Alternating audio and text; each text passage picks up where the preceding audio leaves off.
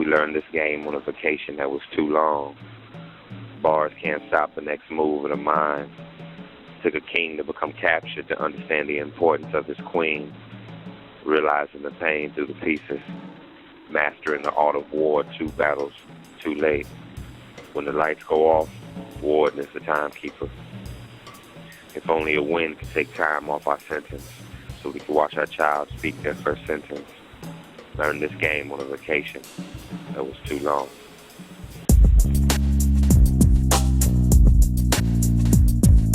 King, queen, bishops, knights, rooks. Pawns in the game, advance and get took. Behind the board, it's the same old look. 32 pieces and 64 squares. 32 pieces and 64 squares. Protect the king, everything else is fair. 32 pieces and 64 squares. King, queen, bishops, knights, rooks. Pawns in the game, advance and get took. Behind the board, it's the same old look. 32 pieces and 64 squares. 32 pieces and 64 squares. Protect the king, everything else is fair. 32 pieces and 64 squares. You're opening and strong, but your end game is weak. Every piece I sacrifice is just for your defeat. Touch moving on the clock and every second counts. Right before you try to catch me. Check. Not really. Let me just get up in there. You want to get up in there? Where that was the move. That was the move to get up in there. Blitz is really the epitome of chess because there are so many factors involved. What I mean by that is this. There's the clock itself, the very instrument, and then there's a time produced by it. You have to hit the clock with the same hand, and then once the clock is running, you've got to watch the board. You have to watch your opponent. You have to be deceitful. You don't have to call check. There are so many elements to it. And then there's the pressure of the time. When the time runs out, the game is over. Whoever has remaining time is the winner.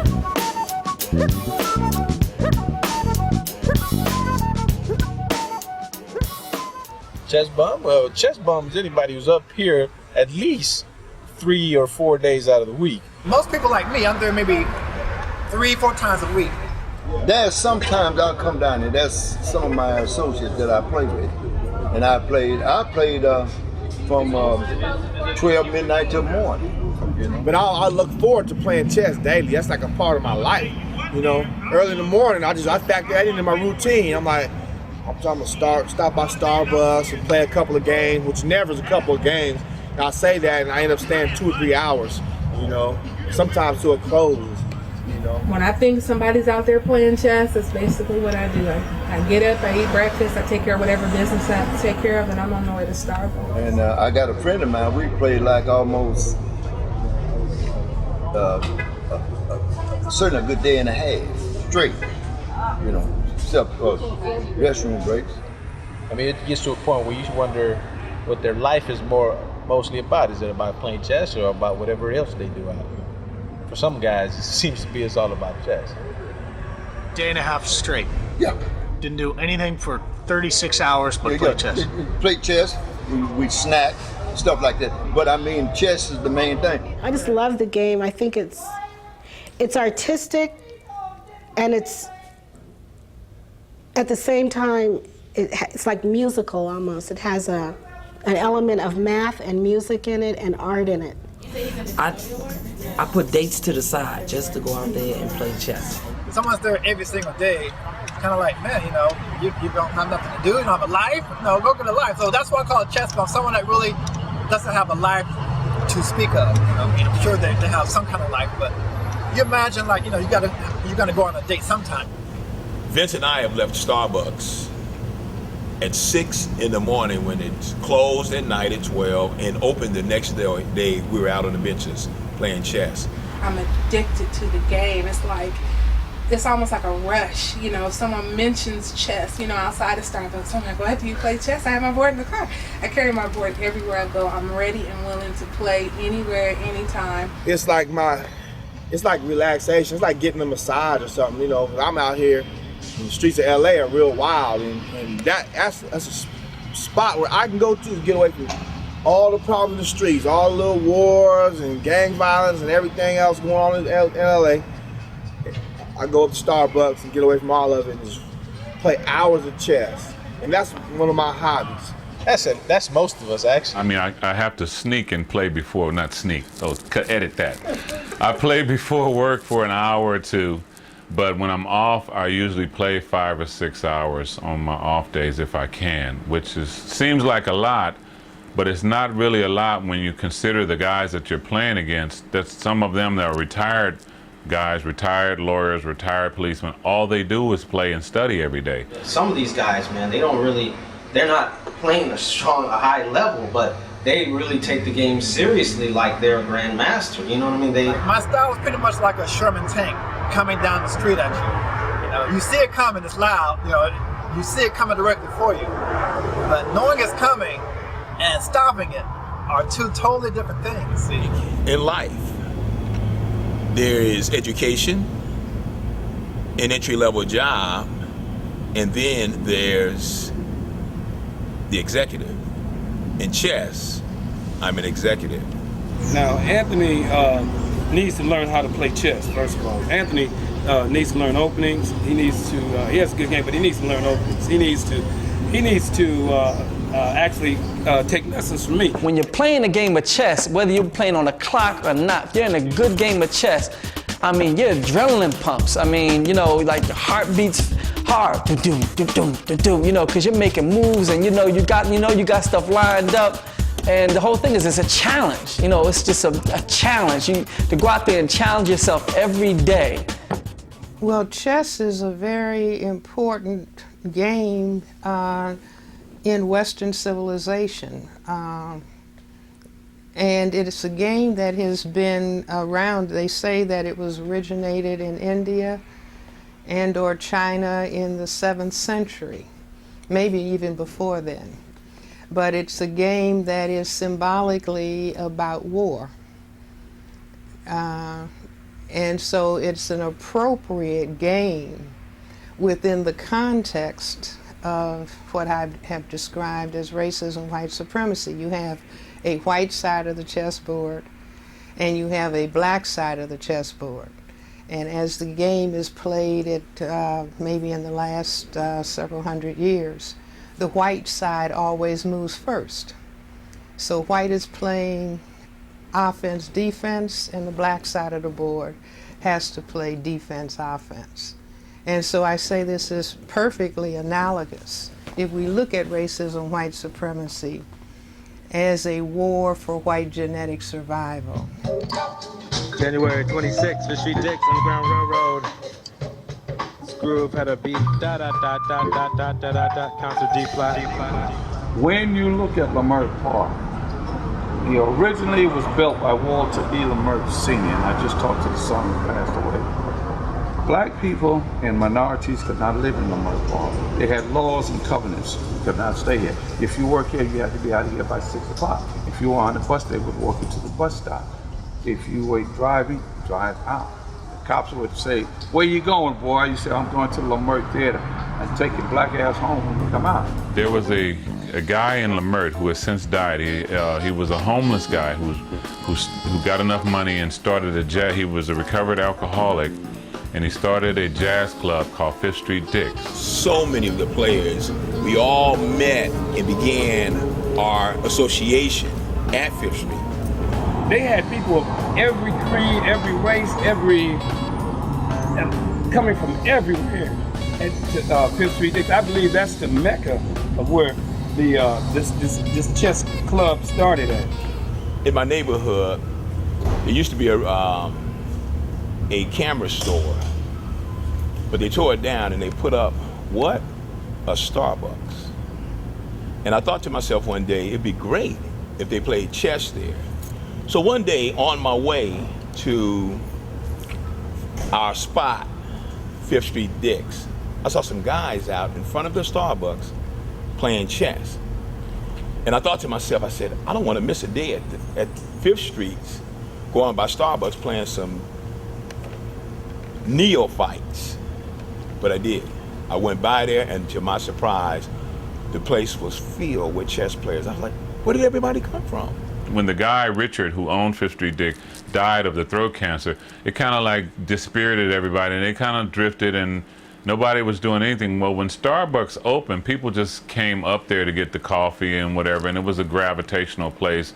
Because people in LA are always looking for some place where they can socialize, but yet it's safe. At Starbucks, you have, let's see, you got guys that are coming in, cracking jokes all the time. You know, you got other guys coming in very cocky. You know, they got to get their win or two in before they go home for the night. You know, maybe they might not be able to sleep for the night if they can't get their win in. You know, it is a beautiful thing to see so many black folks coming together up there from different economic status, poor cats, you know, dudes maybe not even have a job, but they might come up there and sit down and play somebody, you know, who's got millions of dollars, and they're just, you know, hey, you know, just like brothers, you know, it's almost like a family, you know.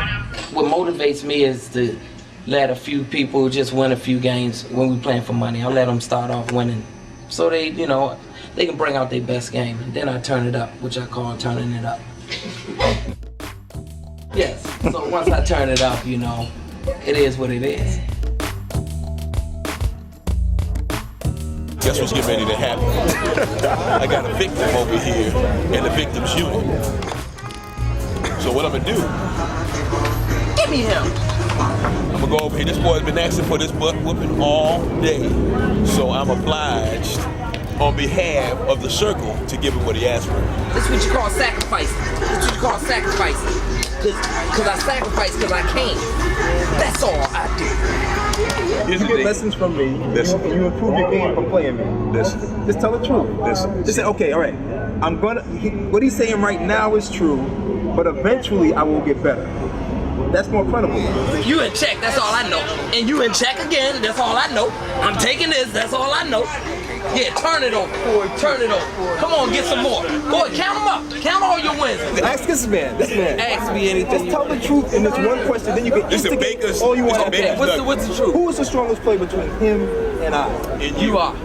Hands down. All right, let me hands down. And now I want to ask you the same question. Who's between me and him? Listen to this. Say him. All right. Listen. I think he's better. He has to say that. He has to say that. Now listen. Because he knows. There's a new word in the black community. It's called hate. You really want to know the truth? I'm gonna win. Hey Doc, he's concerned about Brooks. I'm taking Queens. For me to get out there, just to be myself, to joke, to call names and stuff, and have guys actually have fun. You know, have fun with me talking about them is like a high to me. It's just off the chain. Where I can just call anybody, you know, a bum without them getting offended, you know? Because they know it's just love coming from me.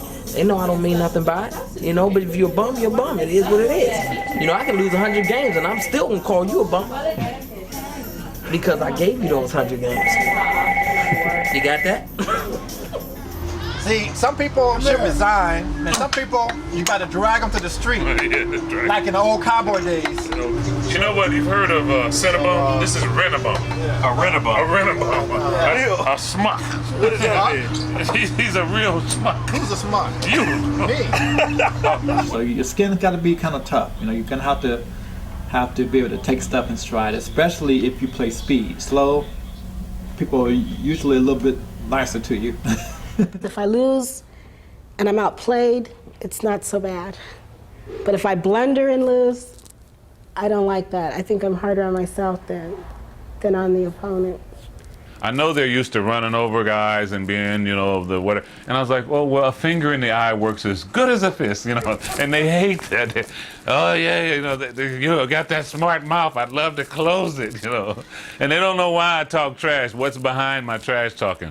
They're like, he talks a lot of trash. He doesn't weigh a lot to talk crazy to me like that. Because these are buff guys and they're more macho. No, this is nothing new. This is everyday routine. This is my stress relief. It's like hitting on a speed bag. You know. So I'm like, oh, a finger in the eye works just as good. And so they don't like the little one-liners like that. It's kind of, you know, unsettling to them. Especially if you're used to being the one giving it out and now all of a sudden somebody's pouring it on you, then it's not comfortable. And I like that because they're uncomfortable when they're playing. Go get your apron because you can ready to go bake some cookies. trash talking originated at Starbucks? I'm kind of talking a little bit of trash for the cameras, which I'm not much of a trash talker. It's not my style. I'm kind of like a quiet, silent killer. I just, let my talking on the board. But every once in a while, you have somebody who's a little rambunctious, and I have to put them in check. The smack talk. Oh, I love smack talking. So when I see smack talking, I even get involved sometimes. I might sit on the sideline and, talk next to the people on the game, see if I can throw somebody off their game, from listening to me. So it's all about the smack talking. It's all a mind game. So you got to talk smack. Actually, I have the headphones on to drown out the banter, because I find it distracting. It's not like you're putting, in the PGA or the U.S. Open, and everybody's quiet. Oh, he's approaching the shot. He's addressing the ball. No, we don't get that kind of luxury. With us, it's somebody back there waving the thing. Someone else might spill the coffee, and they're calling your name in the middle of a critical move. So that's why it's more satisfying when you win in spite of the cheerleading. Well, I'm a convincer, and see, I really come out here to recreate myself. If I want to stay home quiet, I stay home. They just stay in your ear for the whole time while you're trying to focus on someone else who's tough. I think the most memorable thing was kind of tragic, or came close to being tragic. I don't know if you guys know about one of the players named, I'm sure you did. She was running her mouth so much to a guy that the guy went back to his car and got a knife, a big butcher knife, and she came back out here and was ready to cut her. And they had to call security and so forth. Well, when you're playing chess, a lot of times, you connect with people, you chit chat, and people don't understand about playing chess. It's not all about playing chess. I mean, we talk about a lot of things there. We talk about politics, we talk about the issues of the day. There's always philosophical discussions about religion, about life, about relationships.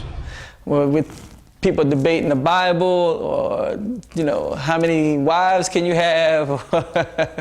It's just all races of brothers out there. We just sitting, having fun and laughing and joke. And I get out there at 6, 7 o'clock and play to midnight. It don't matter. I love it. I love the game. Your opening is strong, but your end game is weak. Every piece I sacrifice is just for your defeat. If I was doing this and I could see that I was going to win a piece or get an extra pawn or better position, I'd take it like that. Oh, you didn't want that. I'll point it out, and then I'll point out all my other options. Well, let's see. Okay, well, my king is... You don't need that. Poke yourself in the eye with all these pieces. This chess piece has been through some wars, obviously, if you can look at it. It's pretty chewed up at the bottom. When you hold the piece, when you come down, you're smashing someone's piece off the board. So it's just kind of like, you're like attacking it. It's like very aggressive. And so that's basically where the snapping sound comes from. It's almost like a gunshot. Like when you're snapping the piece, it's almost like shooting at somebody. It's almost like, bam, bam, bam, another bam. But it's like you grab the piece and it's like, bam, and then you just remove it from the board.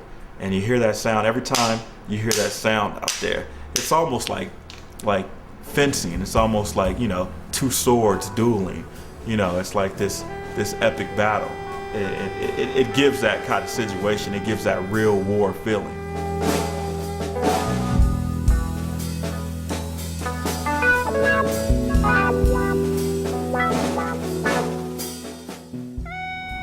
I think that as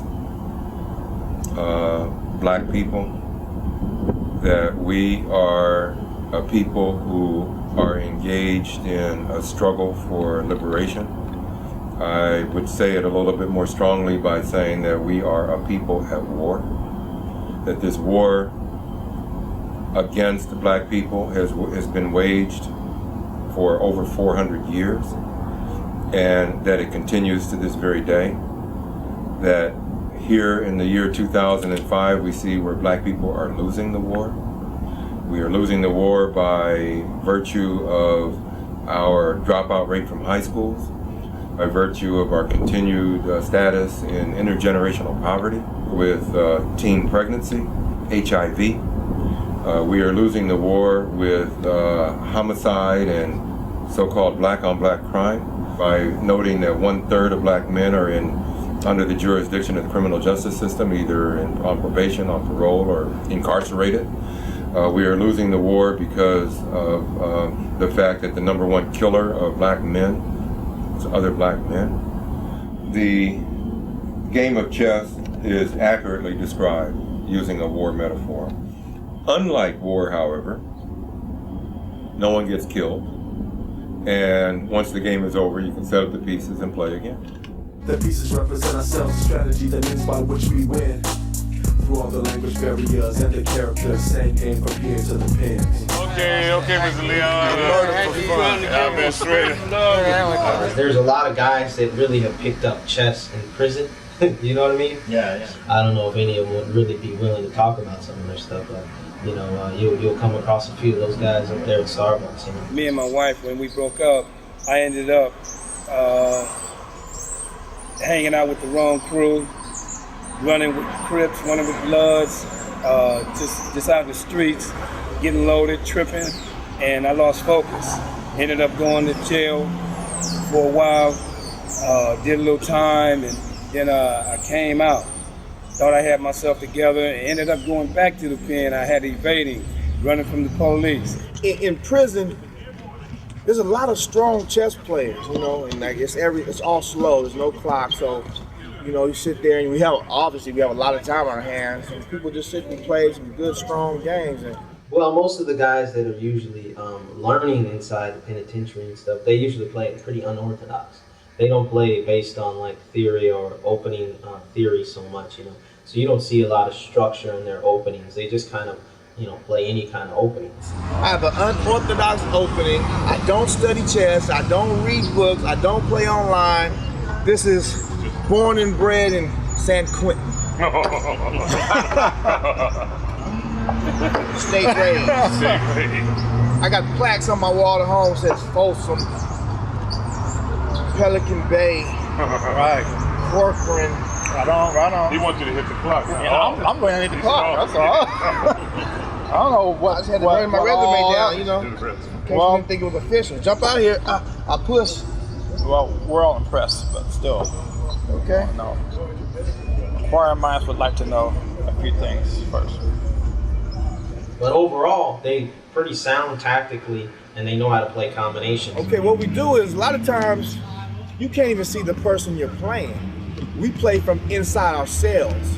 So I might be in one cell, and you know we don't have obviously no chess pieces, you know, so we have to make them, and we have to make our boards too. So we'll probably take a legal law folder, which is a big yellow, you know, 11 by 14 folder, cut it in half, and open it up, and then we'll draw, you know, 8 by 8, and make a chessboard, and we number 1 through 64. And so the next guy in the next cell would do the same thing. Next guy in another cell would do the same thing. And guys on other tiers would do the same. Everybody make that from 1 in the lower left-hand corner to 8, 9, 16, and on and so forth until you get to 1 to 64. Now you've numbered your board. Now you start making pieces. Obviously we don't have pieces, so you gotta wait. You know, you get them out of milk cartons. You make them out of milk cartons or boxes of cereal and little pieces of paper, whatever you can come up with. You know, you got to improvise and get creative in there, and so you make your pieces, and now you have your pieces. And so you yell out over the tier like your move. I was like, you know, like on an average chessboard, you say F1 to, you know, H9, H8 or whatever. So in there you would say 12 to 24. You know, just yell the number to the next. So you move your piece, and that guy in that cell, he would move your piece for him. You know, and then he'd yell out over the tier his move. He's like 53 to 35, and then you'd move his piece, so that way you would know what he just did, and you play a chess game. And a lot of times, people would just sit there and be in another cell, and they set up their board, and they'd play with you. They'd move your pieces, they could see the whole game play out, you know, and that's how we would play without even never seeing your opponent.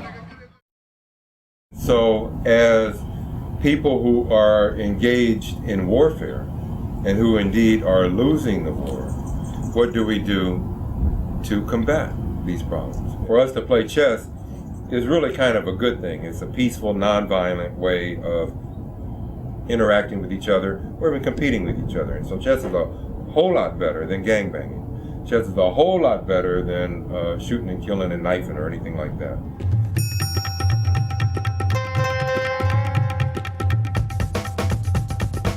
my experience, I really let it be known that just, there's so many cats running around packing tools and packing heat. And the whole thing is, ain't nothing but fear that guides people to do that. That's my opinion. I feel that, if I'm not afraid, for instance, if I'm not afraid of death, what do I need to walk around with a gun for? You know what I mean? I've lost 2 brothers in my life to gun violence. My oldest brother was murdered in Oakland, in East Oakland in 1998. Men sometimes behave like children, or in this case, behave like beasts, because a person came up and started shooting, letting off rounds for nothing. My other brother, who I was very close to, suffered tremendously because of that. And he actually committed suicide, and he died in my room, actually. So one issue I have is I'm not able to cry. I have no tears in my eyes at all. Overall, there is no cure for this, so I'm just trying to cope the best way I can. And hey, if somebody, maybe by the time this comes out, somebody might have found a cure. Hey, contact me, because I sure would like to get at you. I'll travel anywhere to find a cure.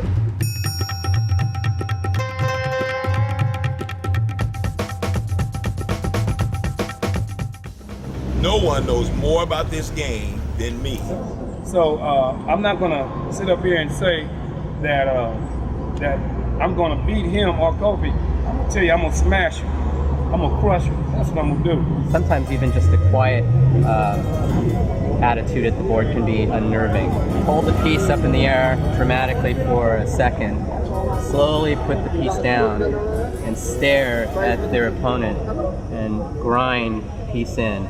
It's not a spiritual game all the time, but I still enjoy the theater of it.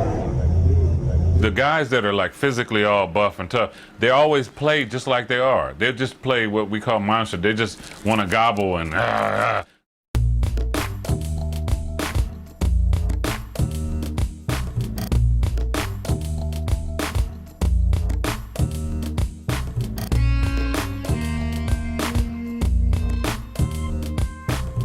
like to take Mike out. There's 2 or 3 little cheerleaders that I would love to beat. I would like to put them on a record. There's 2 or 3 cheerleaders. I would like to beat Joe. And not bragging, but I don't think Mike knows the level of tactics and combination that I know. But he might differ with you. Actually, and sometimes the only one we can brag about is ourselves. That would be better than winning the tournament. So with regard to a hit list, I would say the Hammer, Lonnie, and Kofi, I would like on a hit list. I would like to eliminate those 3. The one I would love, there would be Bliss, Chess Bliss, if I could beat Bruce, AKA the Hammer.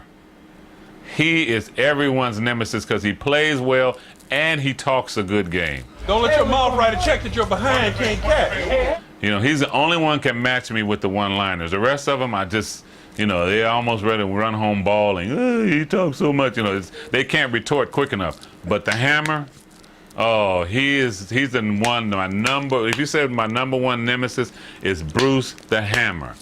And I would love to nail the Hammer. That would be, Cut the heads off, and then after you cut the head off, you cut the foot off. Okay. Cut the hand off. A lot of times they'll threaten you. Oh, I'm gonna beat you down on the board. Oh, I've never been threatened before. I don't know how to act. I can't respond. I love that. When I enter the tournament, it's only one winner, and you're looking at him. Anthony Green is going to take the upcoming tournament. Don't fool yourself, players. This is a different level when it comes to chess. So, what's a chess bum? A chess bum. Oh, let's take this word chess bum. Chess bum is a guy who thinks he can play, but he really can't. And do I need to give examples? I can throw names out there. Mark's a funny guy because he thinks he's tougher than he really is, which is okay. A lot of boxers think they're tougher than they really are, and but no, he's a better cheerleader than a player, but he can play a little bit. Depends on who he's playing. Maybe to Anthony, he's probably seems like he's pretty tough. You want to really, really be educated about this game? Come see me. This is Anthony Green. How about this? I'll read a list of names and you can tell me like if it's a chess bomb or not. Exactly. Okay. Lonnie. Good player. Excellent player. Kofi. Excellent player. Colette. Oh, excellent player. Anthony. Oh. Real bump. How did his name get on the list? If I feel like I'm the best, why would I waste time with guys like Mike and all these new players? I'm going all the way to the end. That's the only way I see it.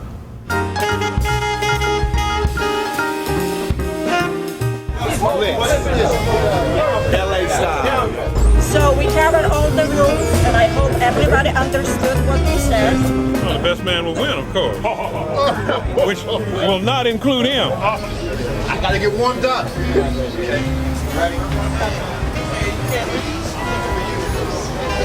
That boy's gonna get nowhere. This is the guy I wanted, too. Check, sir. I'll just take that. Weisenheimer. That's all. Smart guy. Funny guy. Chess bum. Leave me alone, damn it. Nah, I gotta cut you. Now I got to cut you.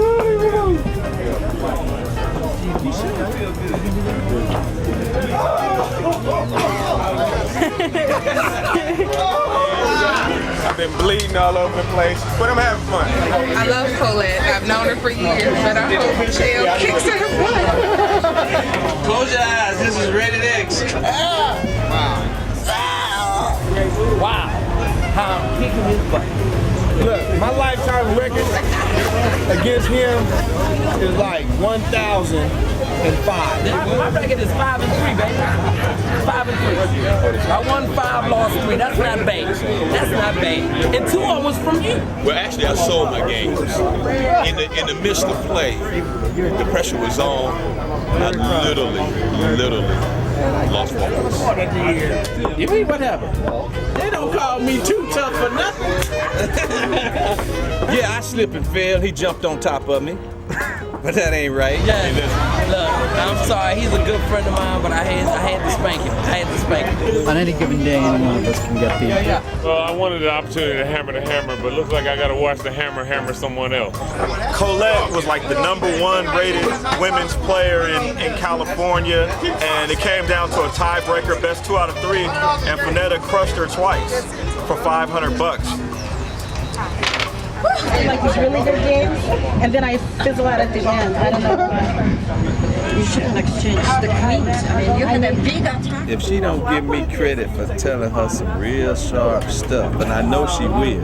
Wow, I think that's phenomenal that Finetta won because she's been training with me for years, and finally the fruit of all that training has come to the top.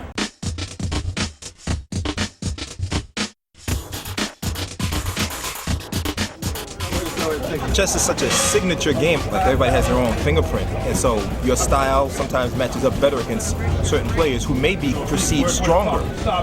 But when the matchups come down, somebody who you least expect can beat a dominant player because certain styles and tendencies weigh out.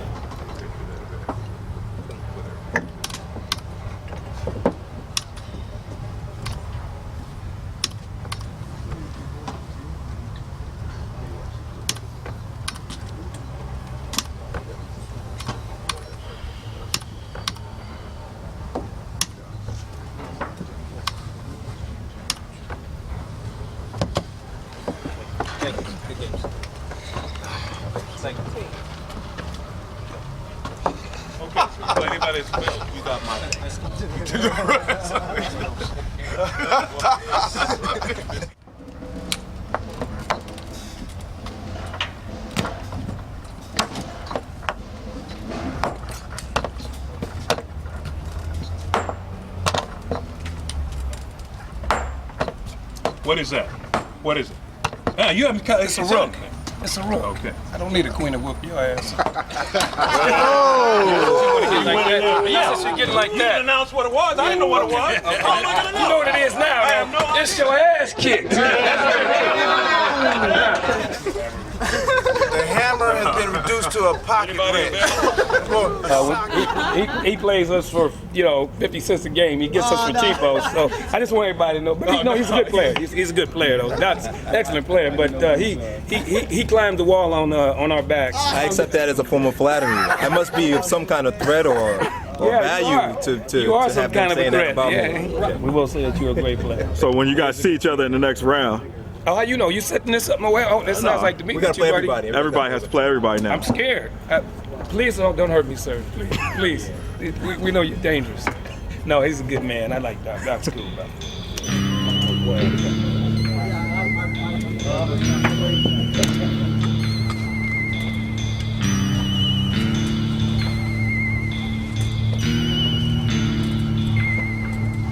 Part of winning at chess is to prove that you're right. So there's more of an ego thing outside than just the outcome of the game. It's like saying, I'm right about what I've done or what decisions I've made, and you're wrong.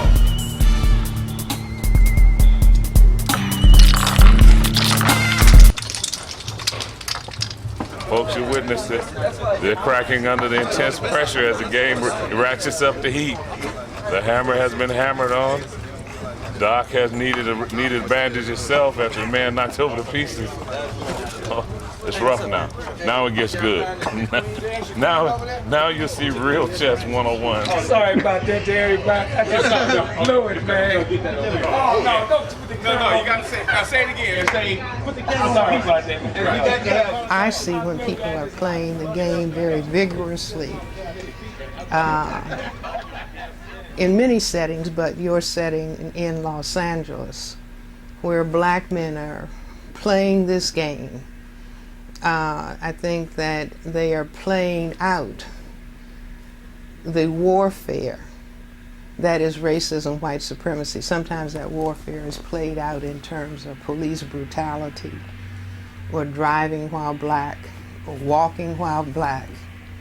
But the game is, I maintain, even though I know that the players are not thinking about it in these terms, but as a child psychiatrist, I know that issues that are important in a person's life very often get expressed in games that they play. And the games are played over and over and over and over again.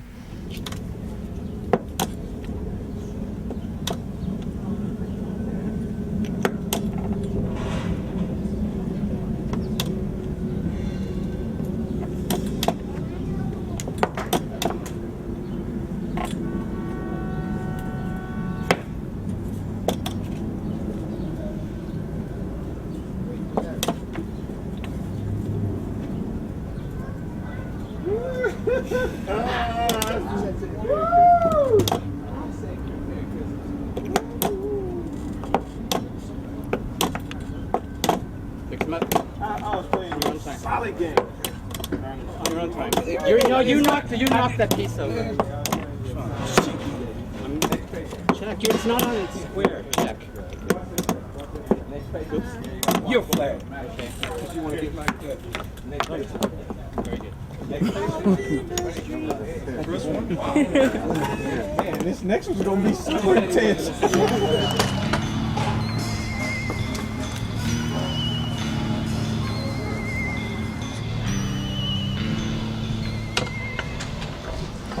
I tried to keep my cool because I know Lonnie can play off that, you know. You touch it with two hands, now what? I'm not even calling text. See, you get, man. You can capture with two hands. No, you can't. No, you can't. You can't touch them. I'm just saying, you calling them text like that. I don't even do you like that, man.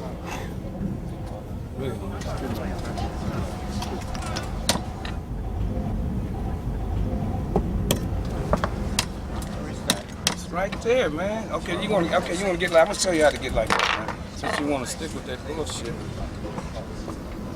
Try to get ghetto. You want to get ghetto? We can do that. Try to be nice to you, man. See, the nice guys ain't coming in first around here. If I can keep my composure and just play the game, that doesn't require any shenanigans, you know. So what was I mean, talk about it. There's a lot of stuff in that last game, man. What was going on? Emotions. You remember Nancy Kerrigan? Nancy Kerrigan? The moral of the story is they sent the goons in to take out her knees. They whacked her, beat her kneecaps. They fucked That story, that's so, not a pretty story. So, you know, it ain't been pretty for a lot of people out here. Money. $200 get a lot of things done. Yeah. You're right. That was tragic.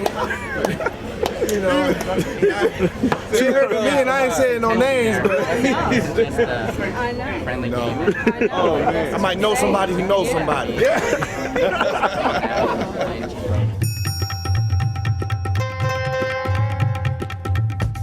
Welcome, ladies and gentlemen. I'd like to welcome all of you to Los Angeles' own legendary 5th Street Dip.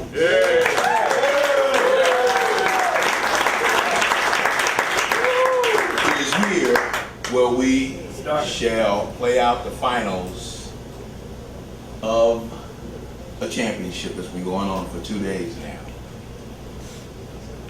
We have Nick Kawaguchi with a record of 10-4. He's been playing well tonight.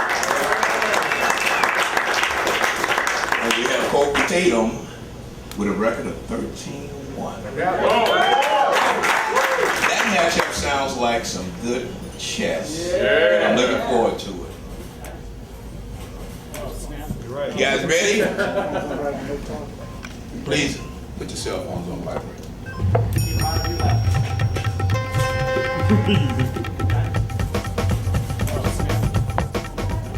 My only two brothers I've had, you know, so both of them are gone now. But you know, so I mean, you know, I know that, you know, in a lot of ways they were really proud of me and my accomplishments with chess, you know. And like when my oldest brother, he was killed in '98. I was actually on my way to a chess tournament when he was killed. So you know, it's pretty traumatic, you know, for my whole family. And I ended up winning first place in that tournament, which was pretty intense, you know. But he wasn't there when I got back to really share it with him, you know. And that was pretty unfortunate, you know. To the non-chess player who looks at a game of chess, they see people pushing pieces of wood. And it looks quite boring and very static, as if not much is really happening. To the chess player, we see where the chessboard itself defines a universe of operation.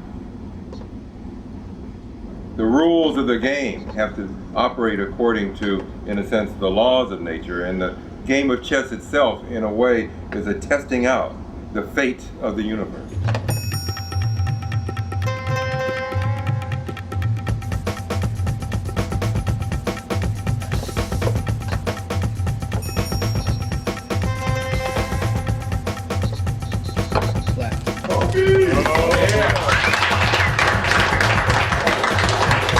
The winner, ladies and gentlemen, is Kofi Tatum.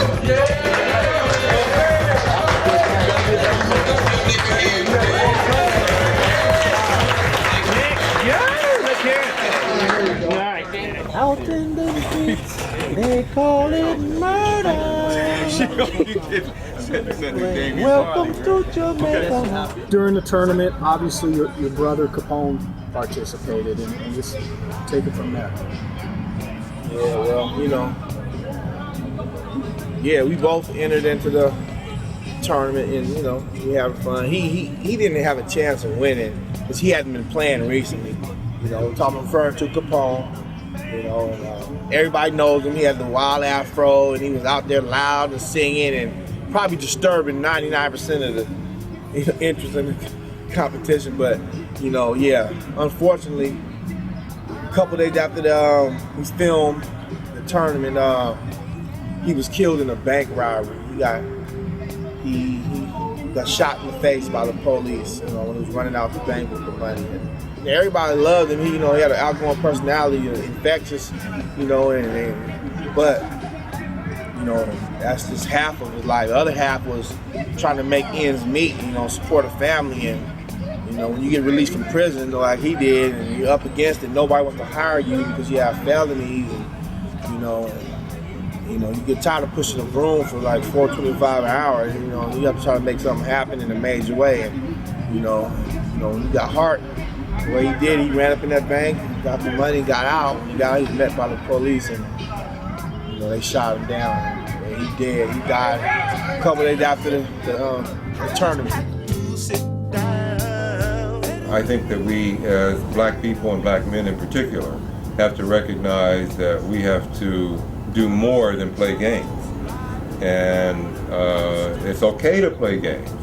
It's okay to keep our minds sharp, but we should also be productively engaged in other things. And I suspect that the majority, if not all, of the people that we see at Magic Johnson Starbucks chess venue are in fact engaged in other kinds of activities. So one doesn't want to get too lost in it, but at the same time, one has to recognize that we have bigger fish to fry, more important battles to fight. There won't be any more. Come on now. Someone else had me. Life is an amusement park. So come inside. Some are too impatient to wait in line, and some choose to ride the roller coaster, speed of light. And mothers put the children on the merry-go-round.